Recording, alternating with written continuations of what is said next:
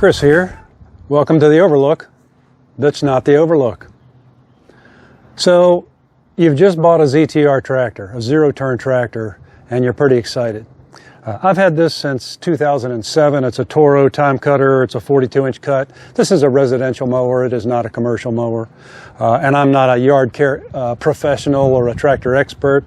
But I did think that I would offer up maybe a little bit of advice.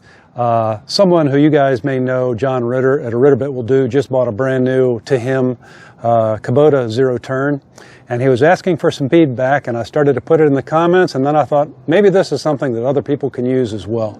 So you can take this with a grain of salt, and if you think you've got a better idea, there's a jet flying over, I'd love to hear what you have to say. When you first buy a zero turn mower, if you've never been on one before, in the first 5 minutes, you probably think that you've had a stroke and all of your coordination has flown completely out of the window. In the second 5 minutes, you kind of think, yeah, okay, I'm getting the hang of this. And in the 5 minutes after that, you begin to wonder what the heck happened to your proficiency you just had 5 minutes ago. But after that, it kind of comes together pretty quickly. It's pretty straightforward, but it is a little different sometimes, I think, than what you expect. Certainly that was the case for me. Also, every tractor is different.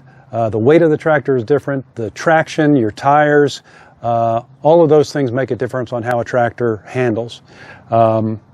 Particularly the slope of the land. And I'll tell you this right now, zero turns don't do great on hills, particularly if you're transversing the hill. If you're going straight up or straight down, you're okay as long as it's not too steep. But there's no steering on the front wheel, so if you go across a hill, the front end wants to fall away from the top of the hill. And you haven't experienced anything until you feel that front end start to fall away and your controls do completely different from what you think they're going to do. It can be breathtaking. So something to keep in mind, particularly if you're near the edge of a drop-off or a pond or a stream. You want to be very careful, particularly if you're new. So the thing that I want to talk about today is something that I call disking. I've heard it referred to that. There's probably other terms as well. But what happens is you're out cutting your grass and you feel like you're doing a great job. You turn around and you go back to the last place you turned around, and there's a spot in the ground about this big where the ground has just been turfed up in a circle. And that can be pretty frustrating, and I want to talk about that. Basically what's happening is you're spinning one wheel forward and one wheel backwards to make your turn. But if the wheel that's going backwards is not really turning or turning enough, it will sit stationary and just turn sideways and tear up the lawn. The wheel going forward is the one that's making you turn around. So I'm going to do a little demonstration. All right, let me see if I can make this put a disc on the ground.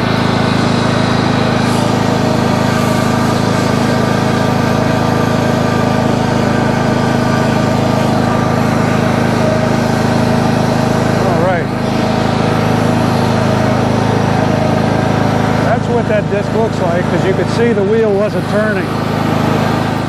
Okay, I'm going to back this up and show it again in slow motion because I think it really does demonstrate exactly what I'm talking about.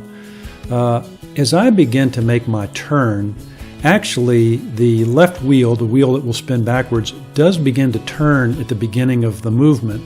And then it eventually stops about halfway through. Right there it's turning, and there it stops. So when we come back and we look at the damage that it does to the ground here, you'll actually be able to see that it's about a half circle because the wheel was turning for the first part of the motion and then stopped on the second half. So I'm going to come back to it here, and right about there, you can actually see that that's about a half circle or 3/4, not a full circle, because the wheel was turning. And that's what we wanted to do throughout that whole motion. Okay, now we're going to see this from above.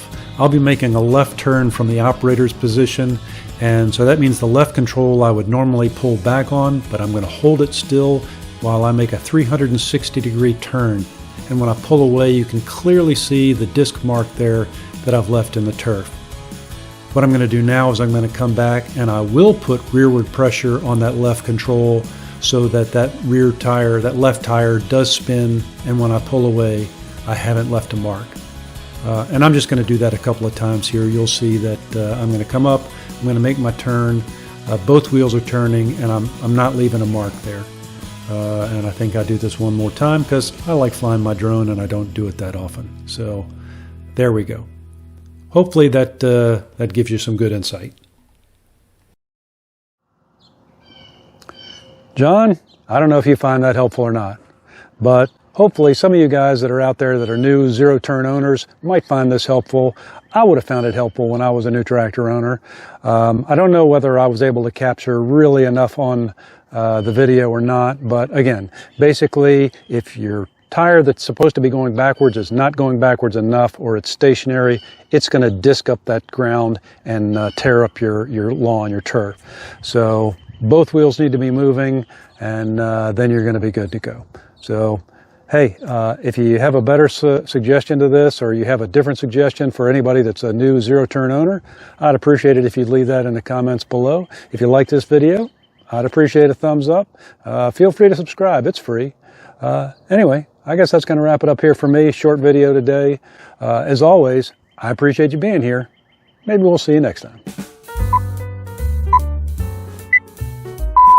And you're going, you know, basically spinning one wheel forward and one wheel, boy, that's difficult. You're spinning one wheel, basically what's happening is you're spinning one wheel forward and one wheel backwards to make your turn.